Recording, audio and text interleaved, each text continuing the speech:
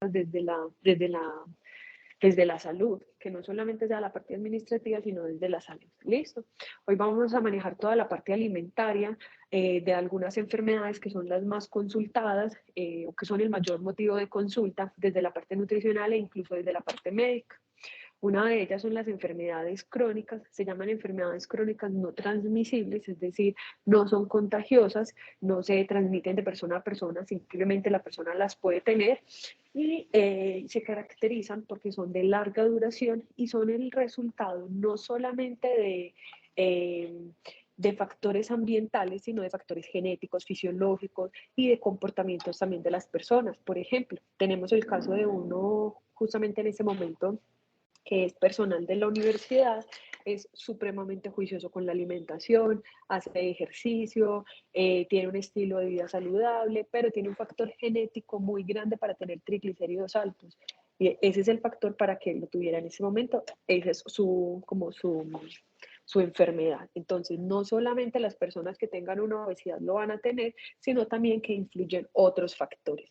Si yo, por ejemplo, tengo factores genéticos y a eso le sumo una mala alimentación y le sumo factores ambientales como licor y cigarrillo, pues obviamente voy a ser más propensa y cada vez voy a ir sumando más porcentaje para tener de eso.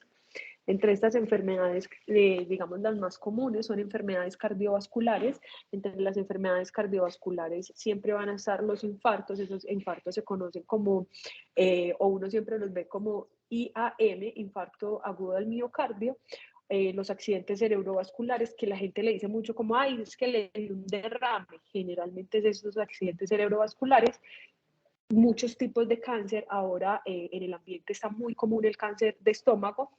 Enfermedades respiratorias, las más comunes son enfermedad pulmonar y el asma. Entre la enfermedad pulmonar tenemos factores genéticos, como les decía, pero también los factores ambientales, que es muy común verlos en las abuelas porque cocinaban con leña hace muchos años, entonces ese es el factor ambiental y el factor de comportamiento, por ejemplo, el de consumo de cigarrillo o de tabaco, que era muy común hace mucho tiempo, entonces también.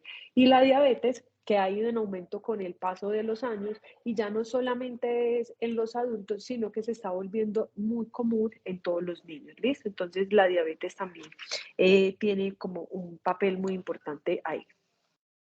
Entre esos factores de riesgo, entonces, como les mencionaba ahorita, tenemos la diabetes, el tener un exceso de peso, ¿cierto? Tener la presión alta y tener enfermedades cardiovasculares. Entre más de esto tengo más factores para llegar a tener esas enfermedades y que cada vez se compliquen más. Los factores de riesgo no siempre uno los puede modificar. Como les decía, hay algunos genéticos. Yo la parte genética no la puedo modificar.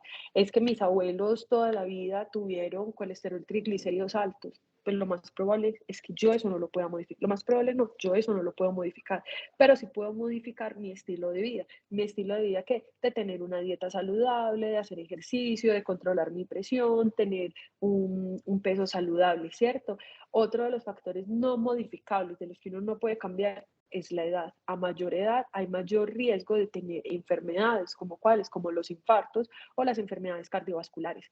Entonces, hay que diferenciar muy bien cuáles sí puedo cambiar de las que no puedo cambiar y obviamente hacer el mayor esfuerzo por tener los factores modificables, estar como lo más saludable posible. ¿Listo? Desde que esto lo empecemos como a controlar, pues no va a haber ningún problema. Entonces, los modificables son fundamentales para el manejo de estas enfermedades.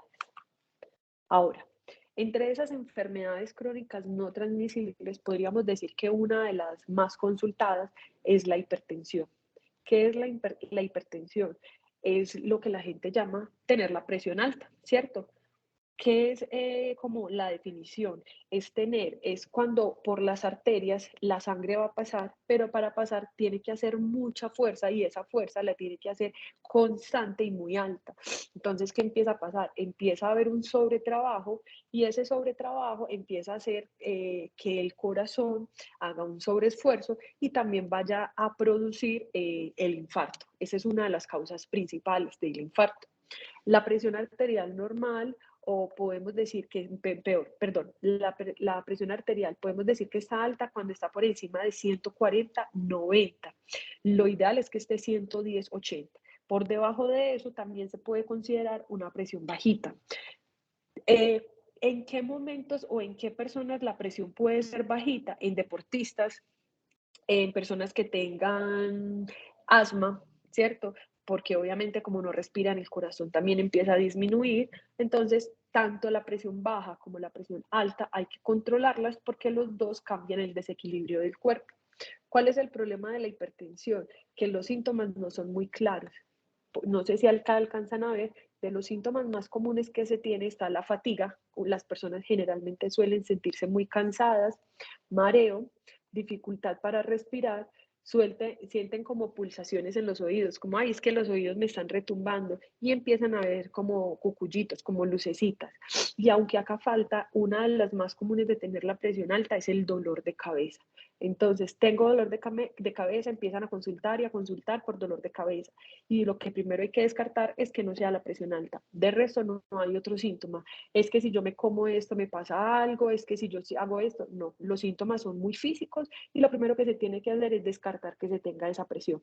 Entre los exámenes que generalmente suelen mandar los médicos está la toma seriada de presión, le mandan a uno 3, 4 días.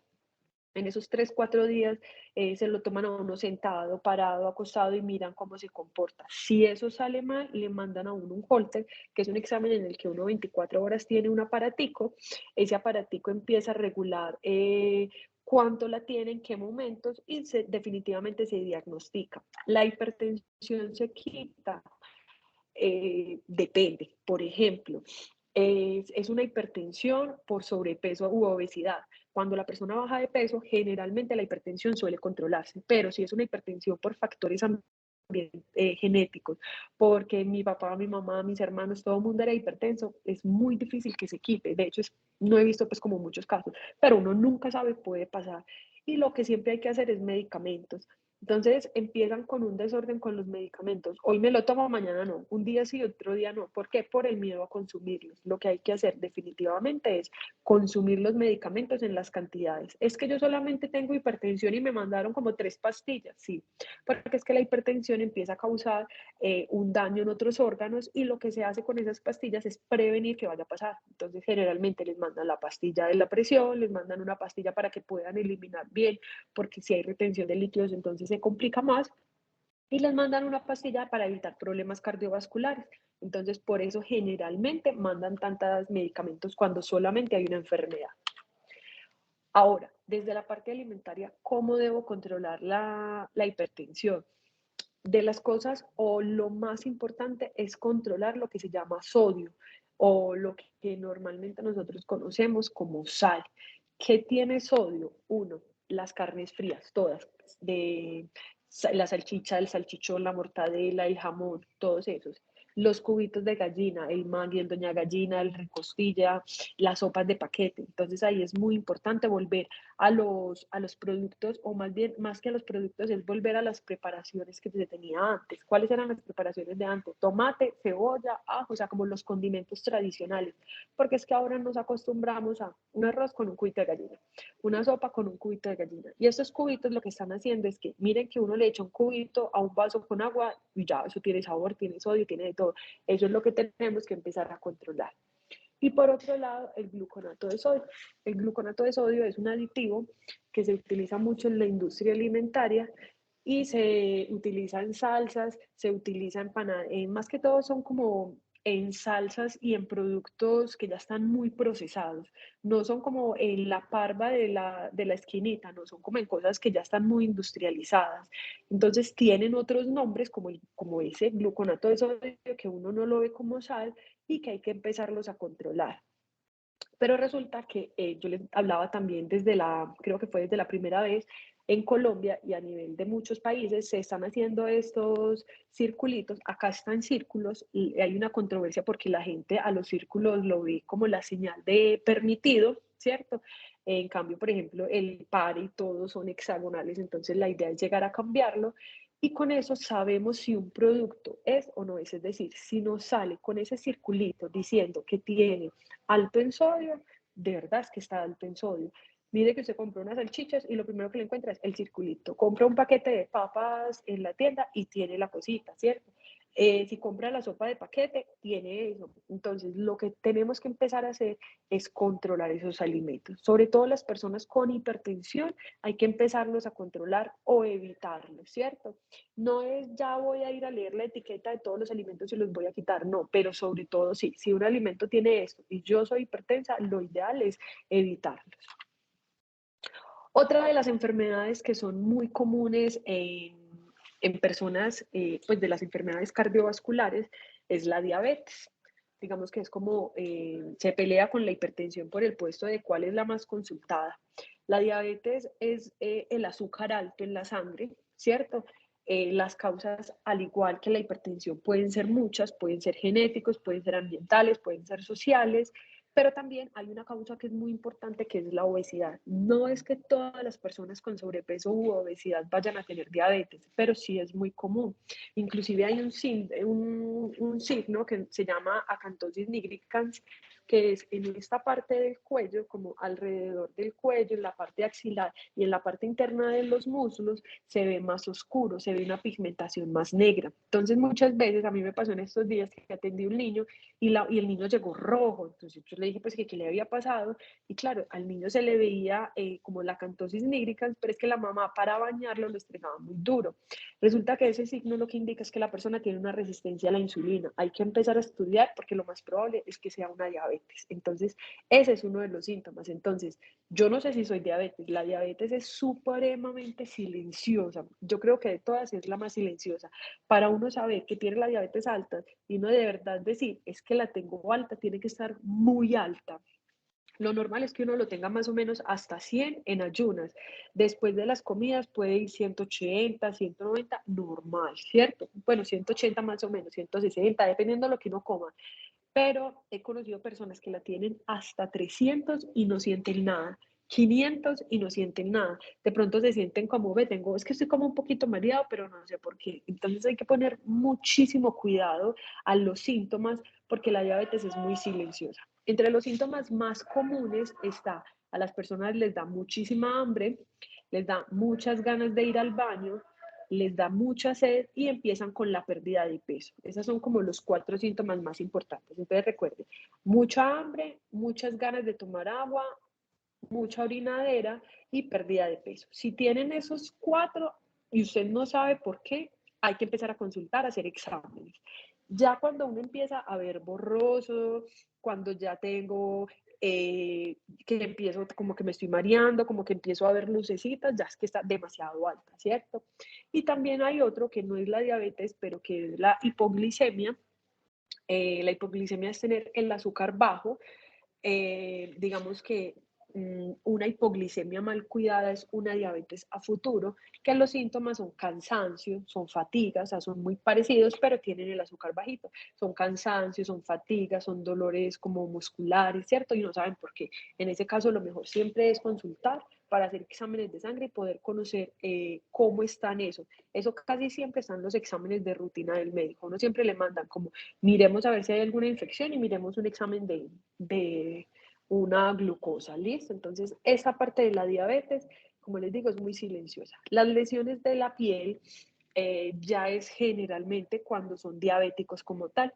No es para diagnosticar, sino cuando ya la persona es diabética, que tiene insulina o que tiene ya un tratamiento como tal, pierden sensibilidad en vasos, sobre todo pues como los vasos sanguíneos de partes de las piernas o como de las extremidades. Entonces con ellos hay que tener mucho cuidado. ¿Por qué? Porque cocinan, acá está la olla, no sienten el calor, se quemaron y no se dieron cuenta. Van al baño, abren la llave del agua caliente, no sienten qué tan caliente está.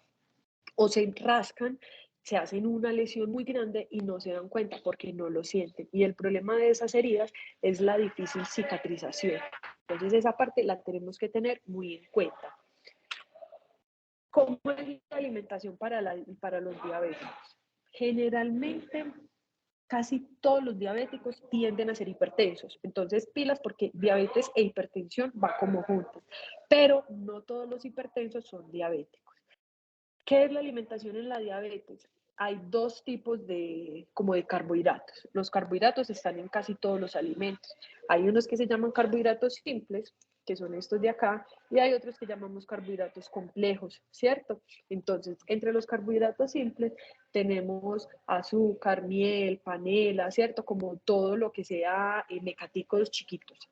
Y entre los carbohidratos complejos, ya entonces es la papa, la yuca, el arroz, esos son como los otros carbohidratos que se demoran más para absorberse. Entonces, casi siempre me dicen como, Nutri, es que si yo me como un pan se va a convertir en azúcar. Claro, pero se va a demorar mucho para convertirse en azúcar, entonces no va a haber tanto problema. Diferente que cuando me como un pedacito de panela que con un pedacito muy chiquito se va a convertir en azúcar muy rápido y mi cuerpo no va a tener cómo reaccionar a esa cantidad tan grande de azúcar. Por eso es que hay problemas con eso.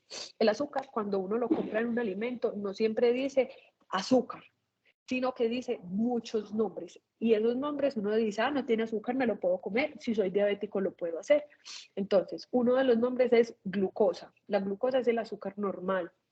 Fructosa. Si yo me la como desde las frutas, no pasa nada, porque las frutas tienen un componente que lo veíamos en la primera charla para las personas que tuvieron la oportunidad, que igual al terminar esta, la idea es como compartirles las memorias y lo pendiente de las recetas de las anteriores, que tiene fructosa y esa fructosa tiene fibra, las frutas tienen, perdón, fibra y esa fibra hace que la fructosa se absorba mucho más lento, entonces no hay un problema.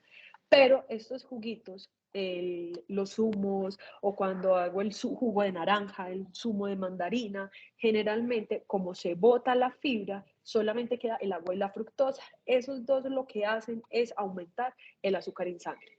Otro de los nombres es sacarosa y otro de los nombres es el jarabe de maíz. Entonces, cuando vayan a comprar un alimento, tengan en cuenta que no vaya a decir estos cuatro, pues porque son como los más comunes. Entre la sacarosa, cuidado, confunden sacarosa con sucralosa. Son muy parecidos, pero uno es saca y el otro es sucra.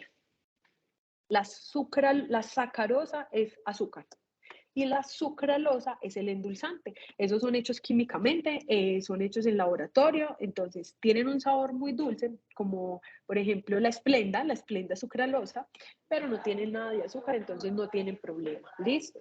Como diabéticos, ¿qué tengo que quitar? Todo este lado, todo el lado de los carbohidratos simples. ¿Cuánto? Siempre.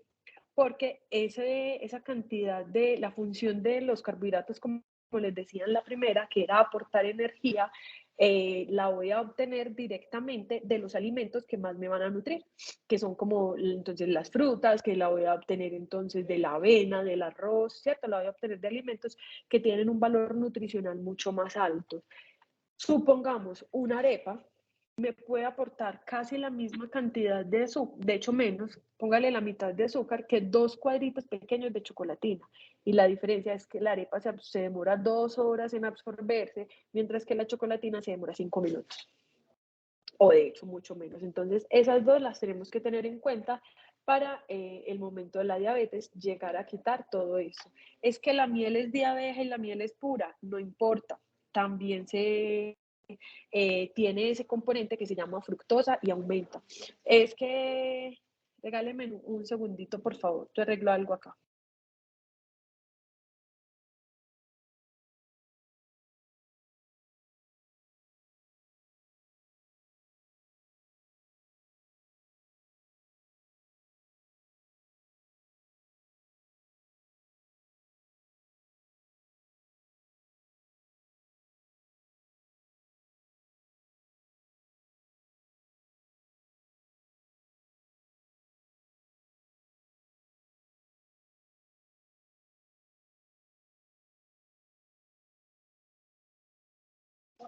Muchas gracias, estabas arreglando algo acá.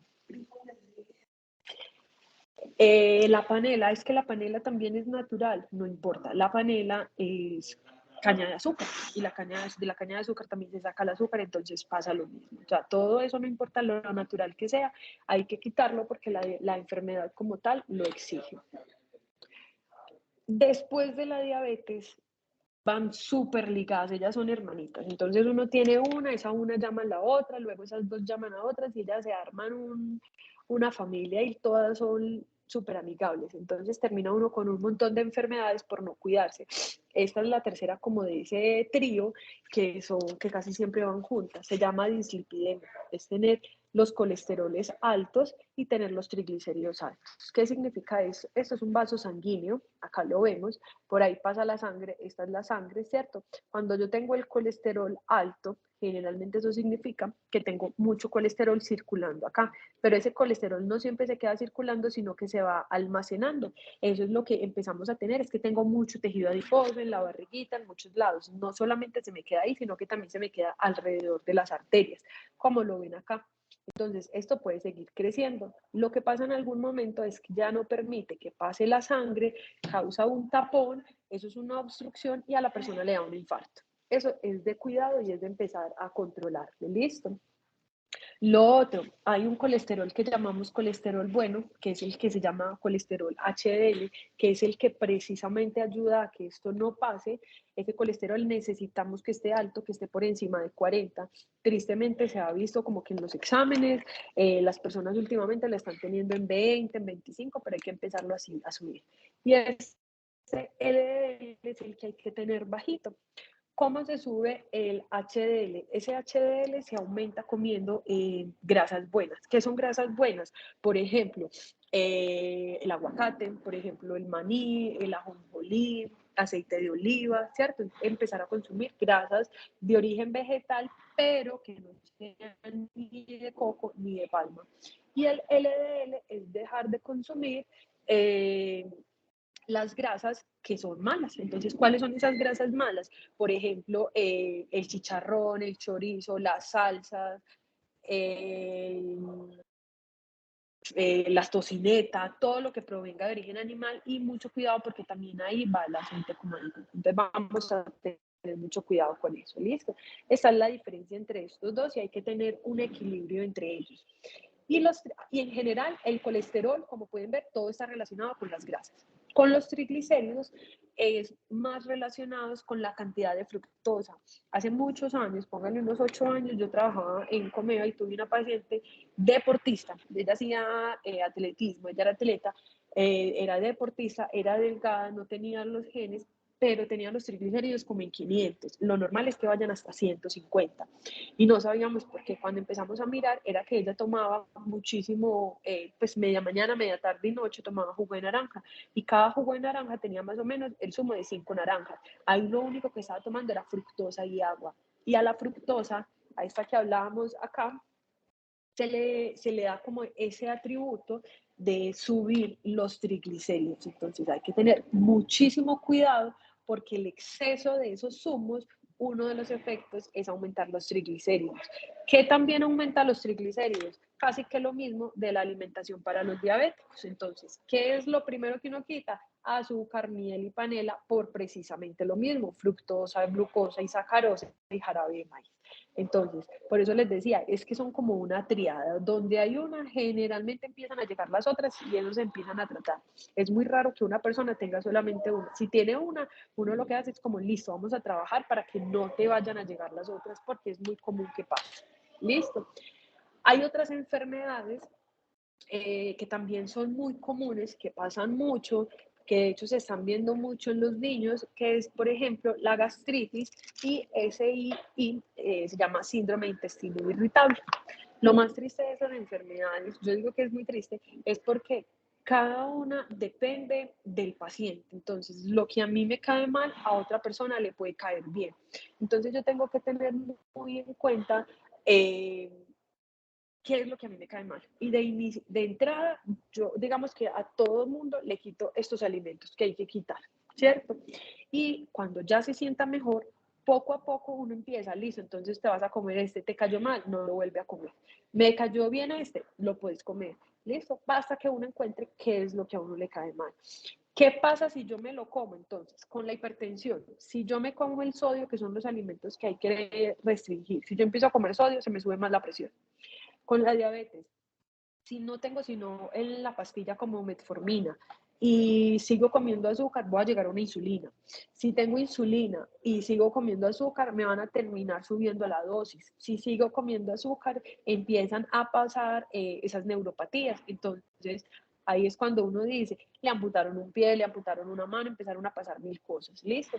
Y en la gastritis y en el síndrome de intestino irritable, es que ¿qué pasa si yo me como esto? Va a tener los síntomas todo el día hasta que el estómago se mejore. ¿Por qué se da esto? Porque hay muchos de estos alimentos que lo que hacen es que tienen unas sustancias que se llaman antinutricionales. Estas sustancias antinutricionales en el colon se fermentan, se inflan, producen unos gases, se infla, uno siente, pues obviamente si este es el tamaño y se inflamó, a mí me va a doler porque no es el tamaño normal de mi colon, va a estripar otros órganos, pues los va a presionar, va a crecer el abdomen, entonces ahí ya tengo el dolor, la distensión abdominal y el malestar en general. Esos son los síntomas, pero también causan mucho el estreñimiento, entonces también lo tengo que controlar. ¿Cuáles son los principales a evitar? Uno, las leguminosas. Leguminosas son frijol, garbanzos y lentejas. Sin embargo, yo de los frijoles casi siempre les recomiendo que sean, pues en caso que los quieran, que sean como frijoles verdes. Estos frijoles verdes no tienen esas sustancias. Y con los otros frijoles que normalmente uno pues va a consumir, aunque no tenga problemas de síndrome de intestino irritable ni de colon, un segundo por favor.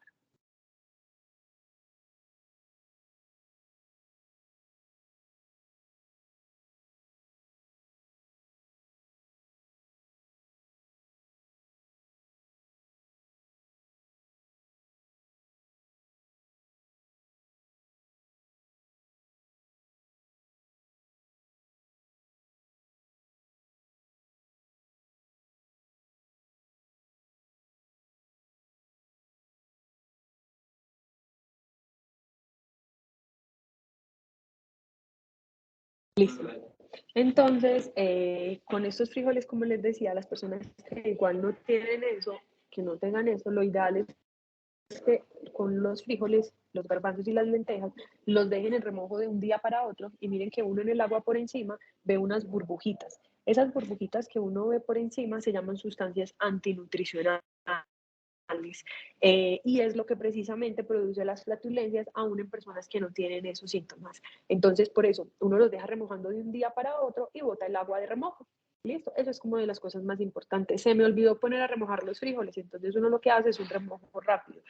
2 horas antes, por ejemplo, en agua hervida, los pongo, igual boto esa agua, listo.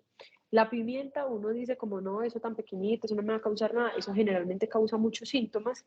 El pimentón no es el pimentón como tal, sino la cáscara, entonces lo que se hace en muchos lugares es o asar el pimentón, retirarle la piel y no causaría ningún problema porque de hecho el sabor es rico, o se seca, se come el pimentón seco, que es uno de los métodos como para que los condimentos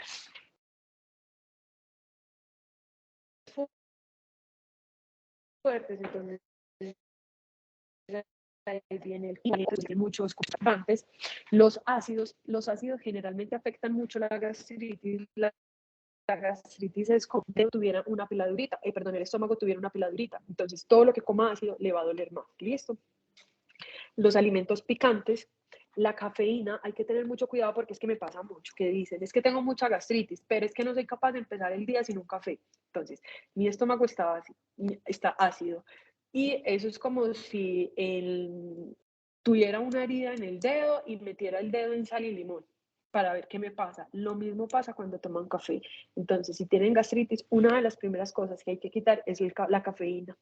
Las grasas, estas grasas son como fritos, apanados, salsa, tocineta, leche entera, ya les voy a hablar de este, y hay una que se llaman crucíferas, que son las verduras verdes crocantes, que son el brócoli, coliflor, apio, repollo. Las gaseosas son más por el que inflaman el colon.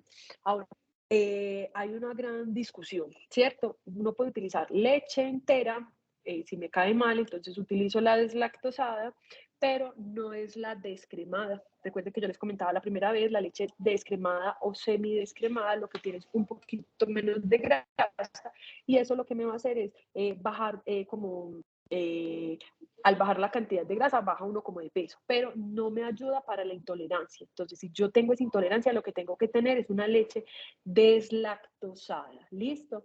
O hay otras bebidas para personas que definitivamente son muy intolerantes a esa, que entonces ya sería la de soya, almendra o alpiste, y ya también la podrían consumir.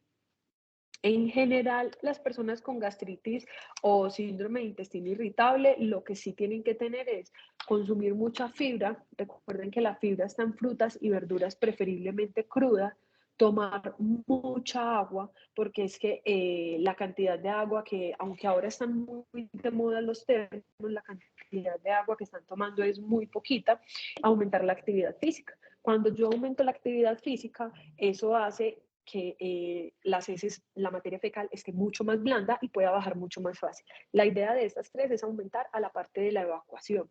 Generalmente el síndrome de intestino irritable va con un estreñimiento. Llevo 3 días sin poder ir al baño. Entonces, la cura para eso es fibra, agua y actividad física. Yo hago esas tres y no tenía ningún problema. ¿Listo?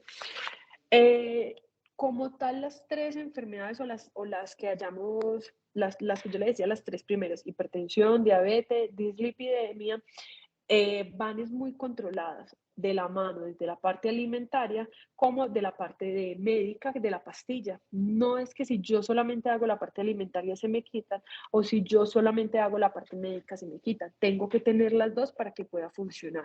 Las tres tienen que ir acompañadas en lo ideal de buscar un peso más saludable. No es el peso ideal, pero sí de buscar un peso más saludable y de buscar actividad física, hacer por lo menos 3 horas a la semana y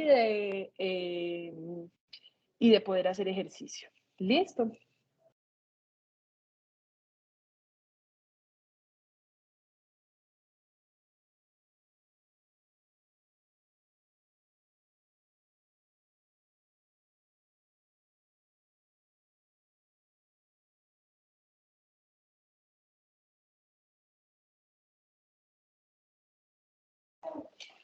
Y el ejercicio, listo. Y la gastritis y el síndrome de intestino irritable es esta, fibra, agua y actividad física. Esas son como las curas. Esas son las enfermedades, digamos, más tratables.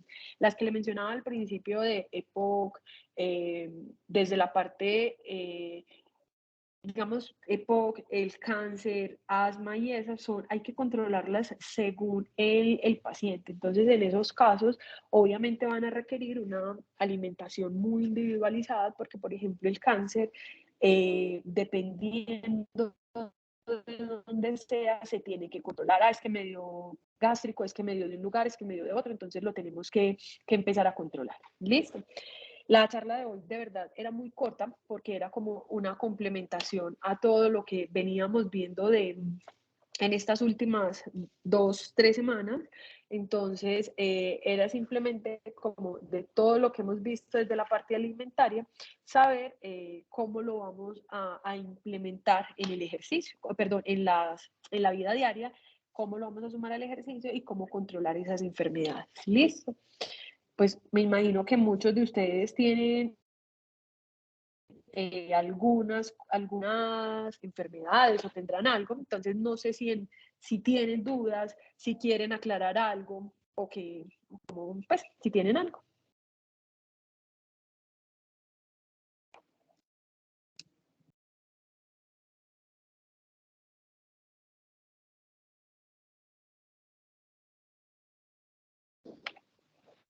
¿Sí me escuchan?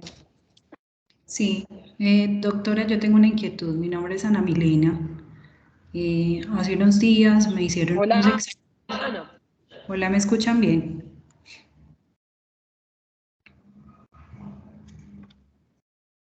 Sí, Ana, no hay problema, dinos. Bueno. Hace unos días me hice unos exámenes de rutina y me salió el colesterol alto en 239. Sí. ¿Qué es lo más recomendable en ese caso? Pues ya empecé a implementar como la dieta, dejar esas grasas malas, a abstenerme pues como de comerlas, a incrementar los frutos secos, a comer pues como más las 6 veces en el día, desayuno, almuerzo y cena, perdón, 5 veces en el día, pero no sé de pronto como qué más me recomienda para bajar este tipo de colesterol. Bueno, más que comer veces, más que comer 6 veces al día, porque depende mucho de los hábitos, comen menos o hacen ayunos intermitentes, hay ciertas cosas que se tienen que tener en cuenta. Uno, sí es muy bueno que comas mínimo 3 veces, ¿listo? Porque cuando se hace esa moda de ayuno intermitente, el cuerpo está soltando más grasas y pues produce muchos efectos secundarios.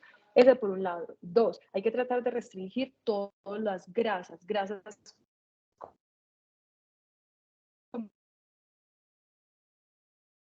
como que brillan la Doctora panela. César, Yo se las compartí la primera vez. Ahí me escuchas, Ana. ahí sí, no sé si de pronto Listo, soy solamente yo que tengo inconveniente o listo. ¿Hasta dónde me escuchaste? no, no escuché bien cuando me Listo, dice que entonces te repito. sí, Lo primero que hay que hacer es controlar fritos, apanados, salsas, tocinetas y chicharrón, ¿cierto? Porque son la fuente principal de grasa. Eso es lo más importante. Cuando eso se controle, eh, el resto ya pues empieza a funcionar. Segundo, hay que empezar, bueno, les comentaba que no hay necesidad de comer 3 veces al día, 6 veces al día, pero sí no de pasar tanto tiempo sin comer. Por lo menos hay que tener 3 comidas, porque hay una nueva moda que se llama ayuno intermitente y ese ayuno lo que causa es que el cuerpo produzca más colesterol. Entonces, por eso se trata de que no pasen tanto tiempo sin comer. Eso es muy importante. ¿Hasta ahí me estás escuchando? sí señora. Listo, entonces vamos, nada de grasa, no pasar esos ayunos que sí es muy importante. Tercero es controlar las porciones. No sé si alcanzaste o pudiste estar en la primera charla donde yo explicaba el tamaño de las porciones, sobre todo los carbohidratos. Si no, no hay problema porque a las personas que se inscribieron en las tres o igual en esta, les voy a mandar esta semana o más o menos, si no lo trabajo en Semana Santa, como el resumen y ahí tenemos el tamaño de las porciones. Tienes que controlar el tamaño de las porciones de todas las harinas. Listo, sea el arroz, la papa, porque si no, no va a funcionar desde esa parte. Entonces, tamaño de porciones, no consumir grasas, no ayunos. Y lo otro que es supremamente importante es la actividad física. Si no haces actividad física al menos 3 horas a la semana, va a ser muy difícil bajarlo. Sin embargo, Ana María, como les decía al principio, puede haber factores genéticos con los que uno le toca, ay, es que yo hago de todo y aún así no me baja. Entonces, lo que hay que hacer ahí es seguir con la medicación. Lo tienes todavía en un rango no tan alto. Digamos que el punto máximo saludable son 200. Entonces, todavía no está tan alto y lo más probable es que con una buena alimentación y con el ejercicio lo puedas controlar siempre y cuando logres controlar esta parte. ¿Listo? Pero ya cuando les mande el tamaño de las porciones, vas a lograr controlar el resto de la alimentación un poquito más. ¿Listo? Perfecto, muchas gracias. No sé si respondo tu pregunta. Sí, sí, señora. Incluso pues hace 15 días que vengo con la dieta y ya he bajado 3 kilos. Bueno, pon mucho cuidado porque generalmente las hacen tan o sea, tengo pacientes tan juiciosos que bajan mucho de peso y con el paso del tiempo se desnutren. Entonces, la idea tampoco es que se desnutran, sino que estén en un punto saludable. Entonces, al principio es muy bueno que bajen de peso, pero ¿hasta dónde, cierto? Entonces, tienes que empezar a evaluar hasta dónde quieres perder peso. ¿Listo? Perfecto, muchas gracias. Con gusto, Ana. Ahorita vi que nos escribieron una charla, perdón, una pregunta, acá no el siguiente link, bueno, entonces, cómo se convence a las personas a pensar de comentarle las complicaciones de las enfermedades, quitar 40, eso es muy cierto, quitar 40 años de malos hábitos es muy difícil, sin embargo, si quitar 40 años es difícil, quitar 70 años es peor, entonces, y generalmente después de los 50, 60 años es que se empiezan con las complicaciones, entonces, si ahora 30 años es difícil, 40 años es difícil, imagínense 50, entonces siempre va a ser difícil, pero nunca va a ser tan difícil como haberlo empezado mucho antes, o nunca va a ser tan fácil como haberlo hecho hace años. Entonces, lo ideal sí es que se empiece a hacer. Yo, por ejemplo, cuando hago los planes de alimentación, que los invito a que puedan consultar a la IPS, como egresados tienen un descuento del 25%, la verdad, les queda la consulta como en 25.000 pesos, pues queda una cifra supremamente barata. Lo que hago es que no tengan unas dietas tan estrictas, sino que los cambios se puedan ir haciendo de a poquitos, ¿cierto? Precisamente por eso, porque es que llevamos muchos años comiendo lo mismo. Entonces, si de un momento a otro viene alguien y le dice a uno, no coma esto, ni esto, ni esto, ni esto, uno qué dice, entonces, ¿qué puedo comer? Uno lo que empieza a hacer es, vamos poniendo metas, 3 meticas, 3 cosas pequeñitas, en un mes otra cosita, y eso se va implementando con calma, porque si empieza siendo muy difícil, como nos dicen, como nos comentan en el chat. ¿Listo? ¿Alguien más tiene alguna pregunta, un caso particular o quede algo que quiera que respondamos?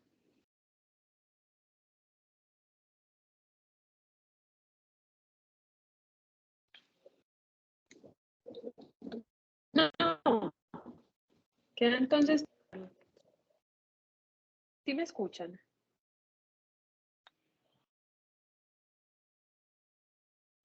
Sí, señora, se escucha bien. Sí. Listo, entonces, ¿no tienen más dudas? Bueno, entonces, por último, les agradezco el que hayan estado acá. Como han estado acá y para las que no lograron estar en las 3 sesiones, entonces les voy a mandar la información primera de la primera charla que fue de alimentación saludable, les voy a mandar las recetas que le quedé debiendo de la segunda charla, ¿cierto? Y que esa iba incluido con algo que les mandaron al correo del tamaño de las porciones y lo que debe de llevar como las loncheras, y les voy a mandar como el resumen de los alimentos que hay que tener en cuenta en cada una de las enfermedades para que puedan como empezarlo a aplicar y a replicar. Recuerden pues que ustedes pues, tienen acceso a la IPS, inclusive las personas que son particulares también tienen acceso a la IPS de la María Cano sin problema.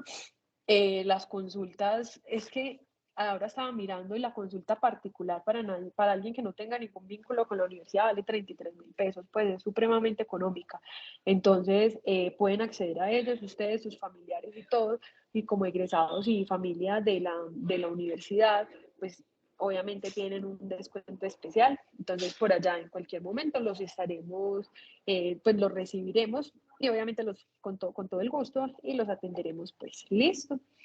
Muchas gracias entonces. No sé si queda alguna otra duda.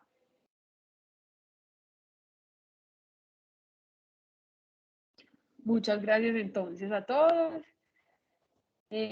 Corina, entonces muchas gracias por la invitación y muchas gracias a todos. Muchas También por la invitación gracias. de la parte de la oficina de egresados.